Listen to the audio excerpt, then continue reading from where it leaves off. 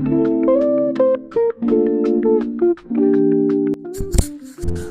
it do, what it do, what it do. What's up, everybody? I'm Eden the Hero. Welcome to Humble Good Times. Welcome if you're new, tuning in for the first time. This is my journey through adversity. And I'm gonna have to take a swig for this, what I'm about to talk about, because got some shit to tell y'all. Cheers. So I'm gonna preface this, what I'm about to tell y'all, with just a little bit of context. So, as you know, I broke my wrist back in late November, actually on Thanksgiving night, and had to go to the emergency room. Found out I was broken. And December 16th, I had my surgery, and December 20th, I tried to go back to work because I felt like I've rested enough to where I felt comfortable to, I wouldn't be able to use my hand, but I felt comfortable enough to go to work, do what I can, and that was not going to be the case because they shut me down quick. Once I was there for about 2 hours, they sent my ass home, saying that I was too much of a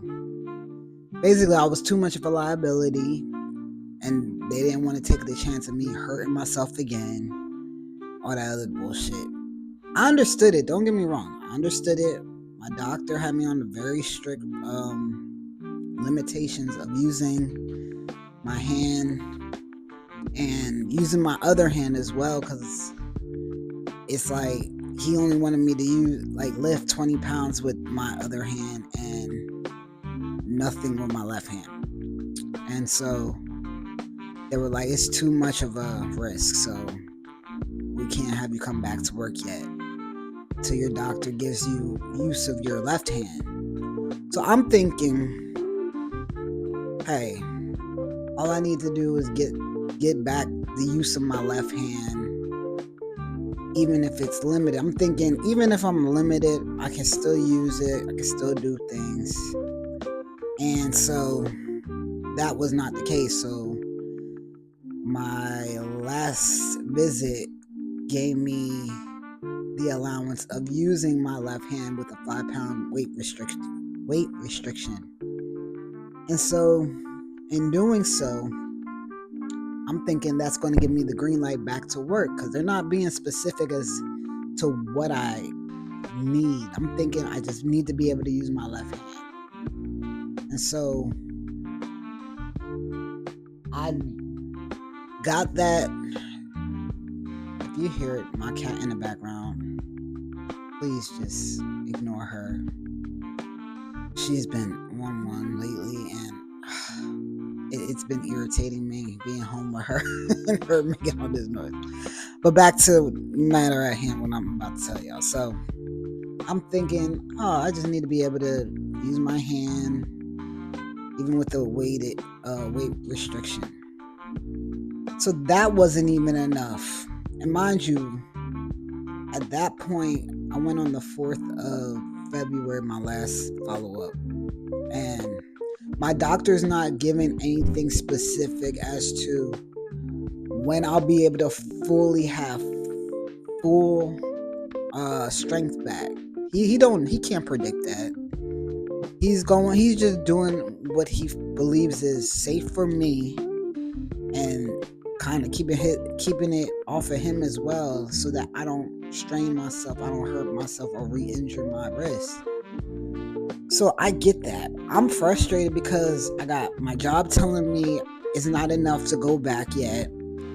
My doctor telling me, well, I don't want to push you and I don't want you to hurt yourself, so I'm trying to keep you safe, but you can use it. And then I go to physical therapy on top of that.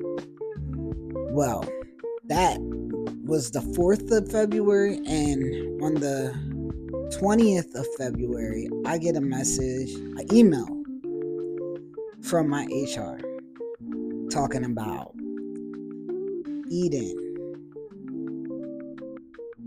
do you have any recommendations as to what we can accommodate you, however we can accommodate you to be able to do your job? Because if not, we have thought of all the ways we could, and it's not going to be enough for you to do your job. And so, with that said, we're going to have to terminate your employment. Shocker.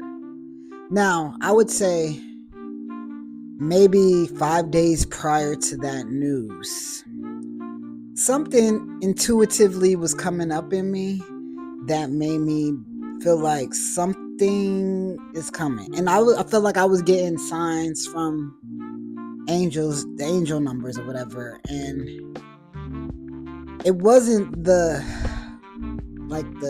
3 triple numbers. I've been seeing 111. I've been seeing 1111 all the time now.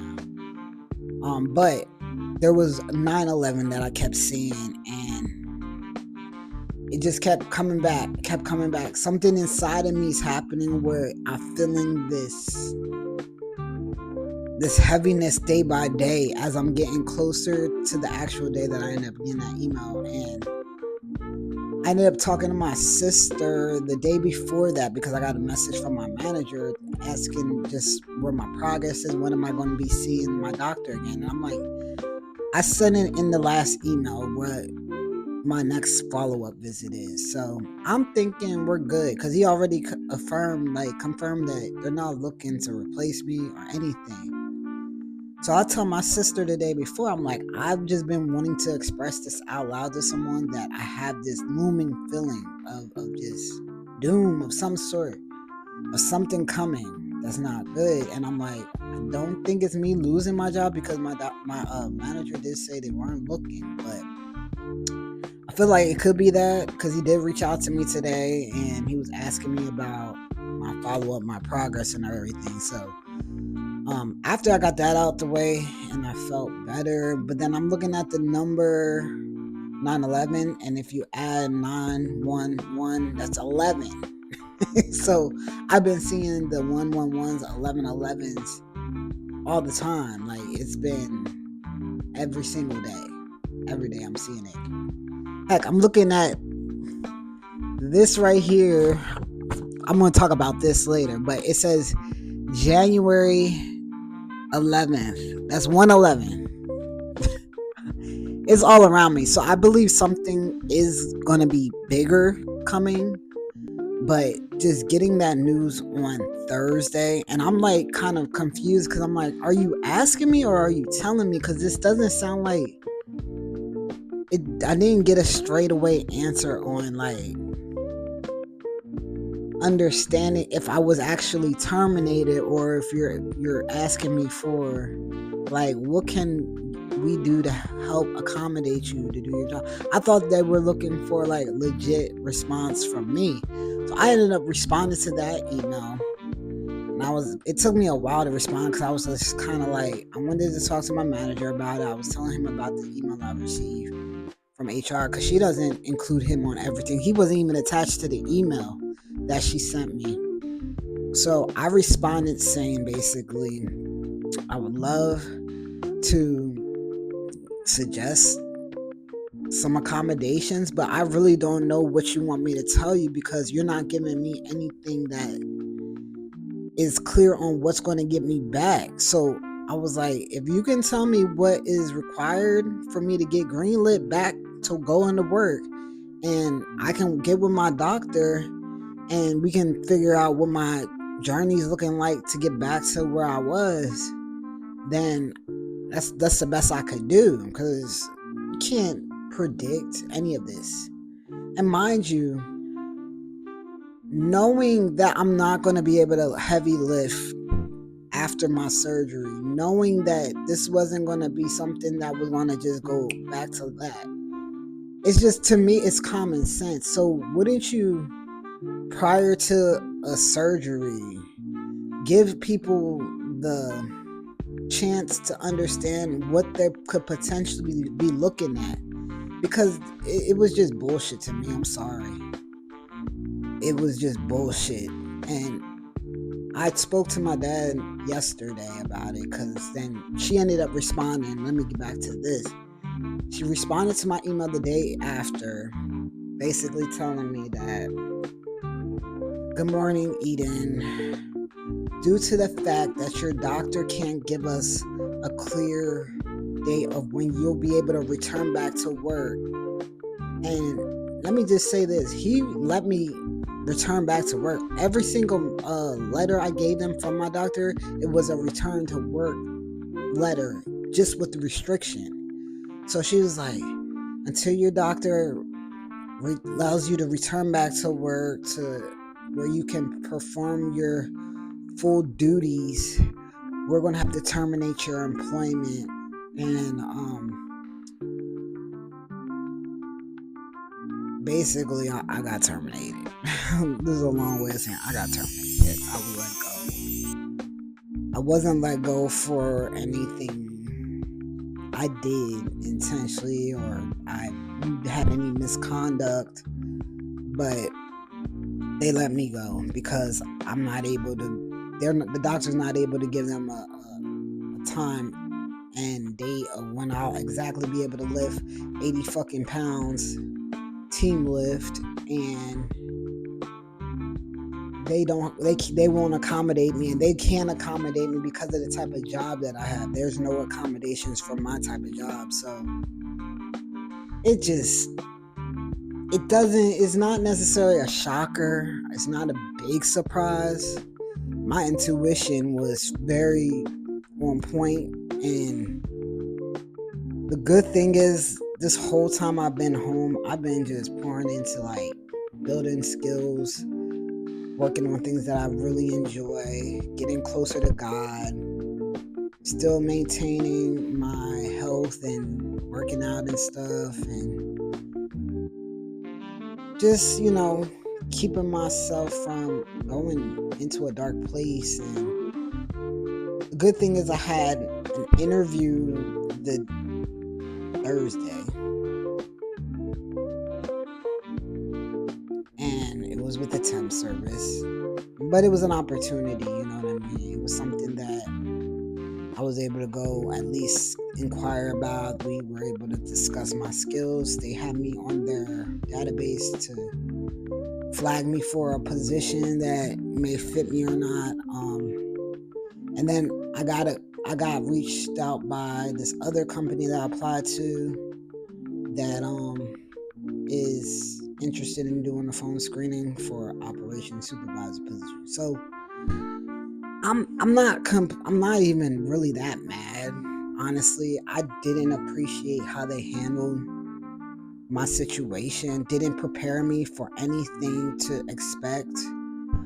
Didn't even offer FMLA to me, and that is something I did ask for. I did ask, can you send me the FMLA paperwork so I can fill that out? And then all she was saying that, oh well, you don't get paid if you use FMLA. I'm like, I'm aware. Like, I'm not stupid. I'm fully aware. As someone with a condition, fully aware what FMLA is for. It's just to protect your job.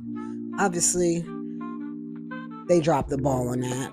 And it's funny because when I was talking to my dad and I was giving him the whole history of everything, how they handled this, he was like, if I were you, I would talk to like one of those pro bono attorneys that take on cases that give them this information to see if there's something they can do about it, because this doesn't sound right how they handled it. I was like, you know what's funny? I did consider doing that. I was completely aware that this was not right at all how they handled this. Everything was so messy and just lazy, and I did not appreciate that. I'm glad to not be working with the people I worked with and under, because it was a shit show. It wasn't even that many people, and it was just so much problems and drama every other day. And as much as I don't want to be unemployed right now, I don't believe that all is lost. that's definitely not a huge loss. I mean, only thing that I was able to still receive right now is my insurance until the end of the month. So that's pretty much it. But yeah, your boy is unemployed again for the second time in less than 2 years. I would have got laid off or terminated in May. That would have been exactly 2 years since my last layoff, where I kind of started this adversity journey, talking about my layoff because I've always wanted to talk about it, and I was just holding on to it, just in a sense of like, I can't believe they let me off. Like, it was more like an ego thing when it happened, but then I was like, I'm glad they let me go because I really did not want to be there anymore. I was looking to leave, so yeah. But y'all, my prayer warriors out there, just say a prayer for me, or continue to pray for me if you've been praying and tuning in. I really appreciate it, and I pray for all of you as well. This leads me into deeper adversity. Like, this is a part of the journey, I guess, is to go deeper into adversity and figure shit out, and definitely put my trust and faith in God through this, because I can't do this alone. And shout out to my parents again. Shout out to my family for just looking out for me. And I just honestly, like, when I was telling my dad, and he was like, well, so how are you looking, and will this much be enough? And I'm like, I was calling to inform. I wasn't calling to receive anything. I was calling to give you this information so that you guys are aware of my situation, not necessarily to get anything, because I never wanted to make a habit of borrowing from my parents. So, sir, ma'am, can y'all just chill out while I try to finish up my video? I promise you it won't be that much longer. But yeah, it's this journey through adversity. I never would have guessed this would have been my life this year, last year, and this year.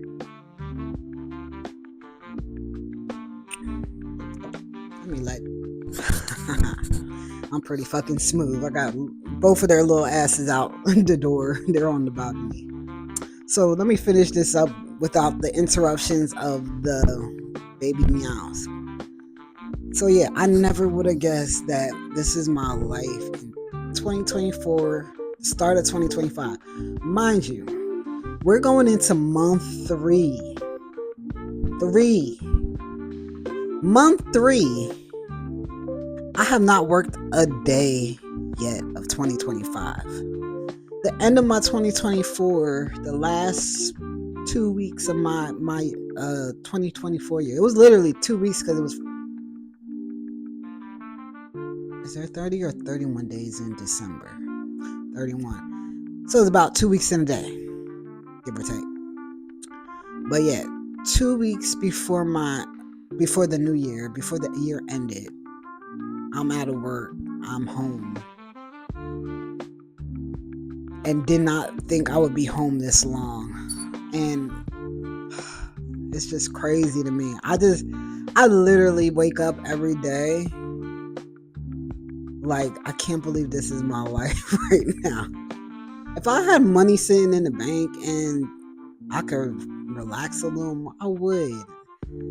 I have been a little more relaxed, though. I'll say that. My time has been spent between going to the library, and just doing some online training. I've been going hard with the online training, learning supply chain and logistics, and it took me even more into like wanting to checked out some books to just build my skills a little more, and go deeper into the supply chain and logistics and leadership. So that's what I've been doing at the library, and I'm still writing my script, still working on that. That's been getting pretty good. It's been fun, and I went to the library. I mean, to the museum twice this week because both times I went like right before they closed, and I did that I think purposely because I really didn't want a lot of people around me. But the second time I went, which was yesterday, there was a few people there, and I just didn't like where I was just like I take my time. I was taking my time because of like I'm gonna put the video in here right here, but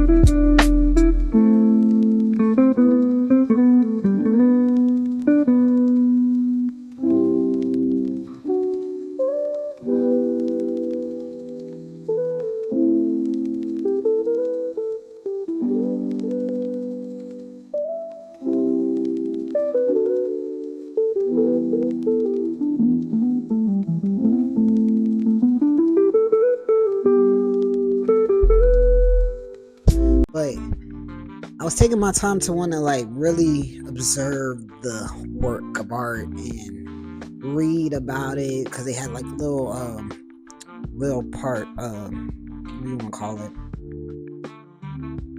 little descriptions of it next to it, the name, when it was created, the name of the artist, and then the description, and the year.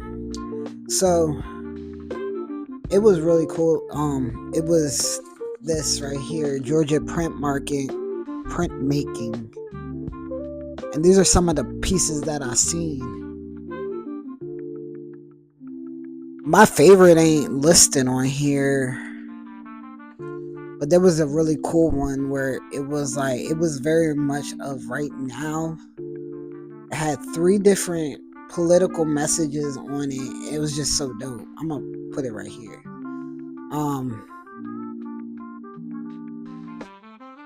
But yeah, that's where my time's been spent, and with friends and being home, not feeling compelled to have to be anywhere. I do want to be able to like hit some free events while I have the time. It's just like I don't want to have to drive all the way on the other side. I know I have to get over that hump, but I don't like having to drive through Atlanta. I'd rather not.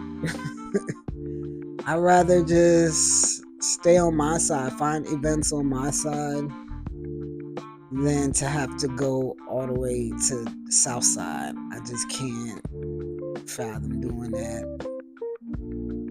And it's crazy because there's a lot of stuff that goes on, but at the same time, it's closer to the city where it's going to be more expensive for like parking, and you'll find less parking from that. So